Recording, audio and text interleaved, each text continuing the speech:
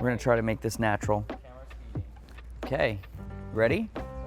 Anna, Jordy, we're trying to film you guys.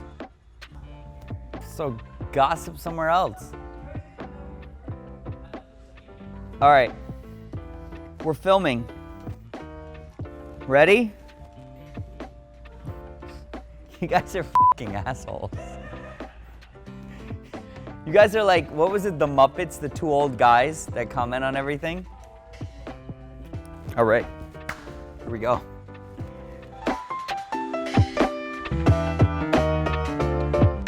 What is the car you were most excited about buying and placing with a new owner?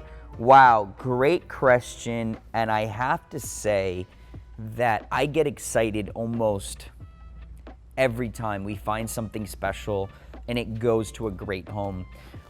We recently sold the Nicolas Cage Diablo 6.0 to a really sweetheart guy. He's got an incredible Lamborghini collection.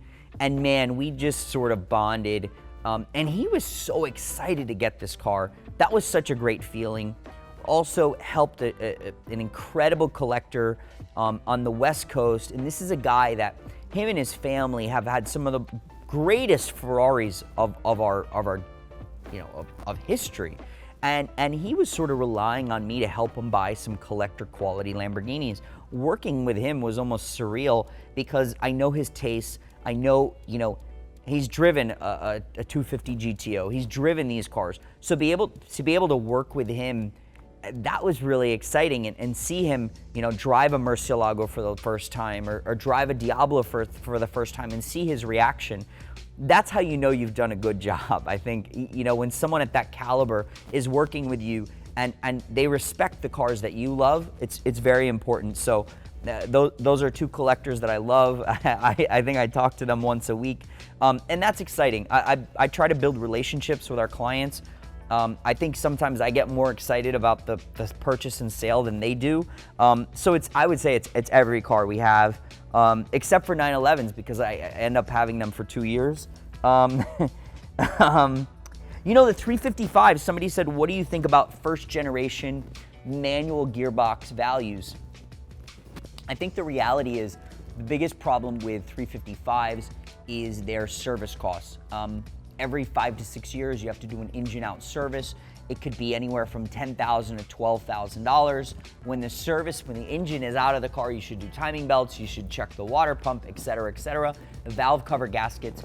So, they're an expensive car to maintain. The 355 Spiders, the tops are a nightmare. They have these potentiometers in the seat that always go bad. I love the cars. I think it's one of the most beautiful cars ever made, but they are very temperamental. So I think they will increase in value. I think they'll double in value over time, similar to the Dino. I mean, I think people of a certain generation love the 355 as much as the Dino because it is a truly a spectacular Pininfarina design that's sort of the end of an era. But I think those damn service costs just scare people away. And that's why we don't see them break 100,000 too much. Let's see. Any Mike Tyson stories? You know what? I have a great Mike Tyson story. I think we're gonna save this for its own YouTube video.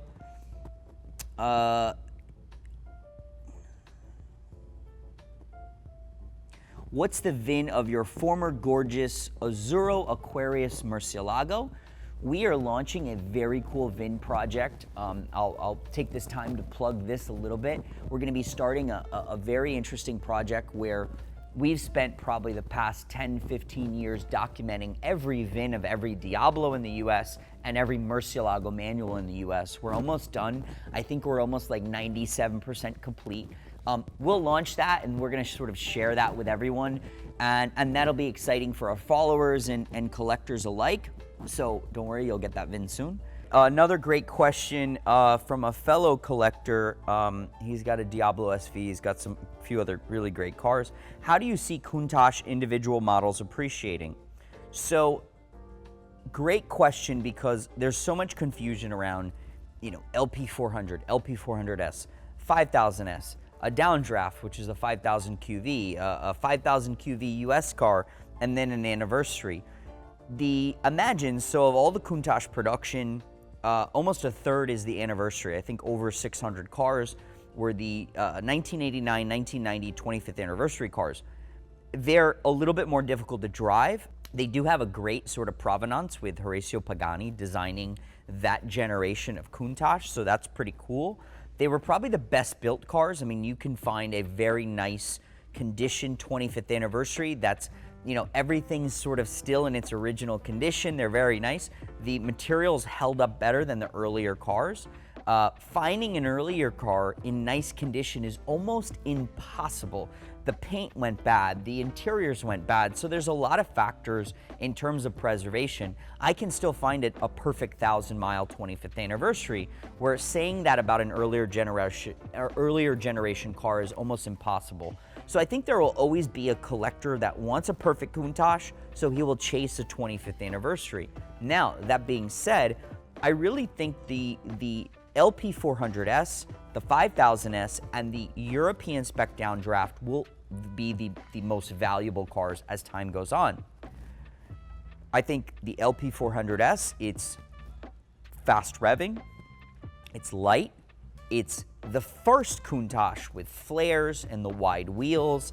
There's something about those cars that I love. I mean, that was the car that sort of shocked the world. While values of the LP400 Periscopo cars, I mean, those cars are like art.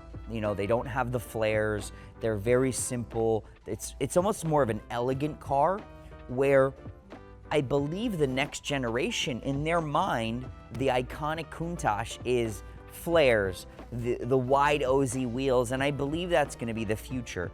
Now, it really depends on how you like how you like to drive an exotic car, whereas, you know, the LP400S, it's fast revving, it's lighter, and then the downdraft is very fast. It's got a lot of horsepower, and it feels a little bit heavier. It feels more, I shouldn't say like a GT car, but it feels more like a supercar, whereas the LP400S feels more like an Italian sports car.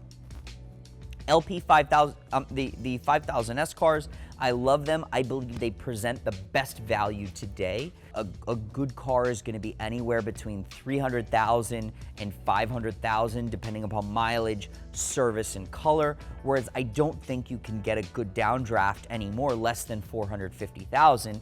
I know of downdrafts that have traded between $600,000 and $700,000. The same with an LP400S. Listen, everything will go up over time. I think one day we'll look back and we won't see any Countaches less than $1 million.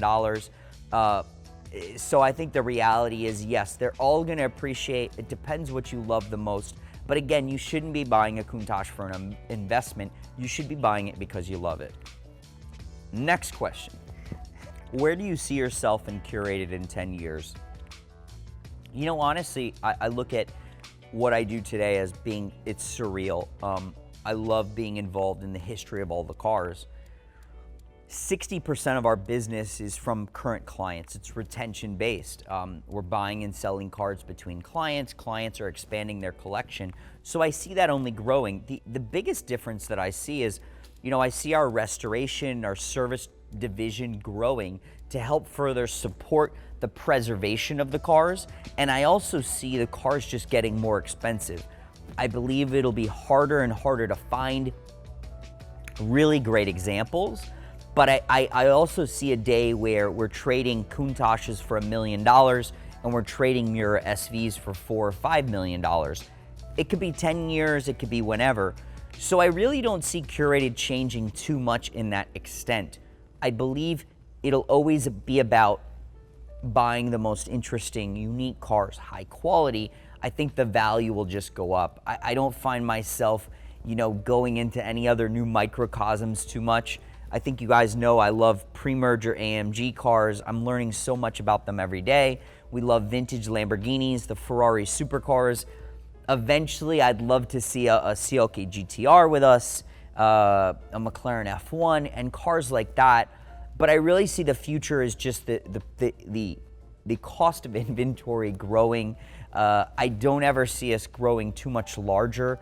This is a boutique business, and if you don't manage it as such, it just becomes sort of an ugly corporate model, and that's really, you can't scale this business much larger. People have asked us, oh, would you open in LA or New York? No.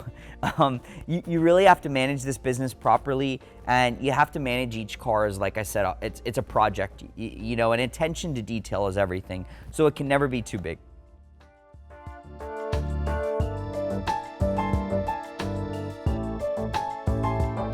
Thank you so much, you guys, for your questions. It's really appreciated. You guys had some incredible questions. I know we still have a few more that I'm gonna answer.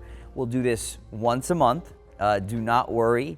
And keep sending us your questions. We'd love your guys' support. Do not forget to like and subscribe. Share the channel with your friends. We're looking to grow a little bit. So thank you guys again. We love you from Curated.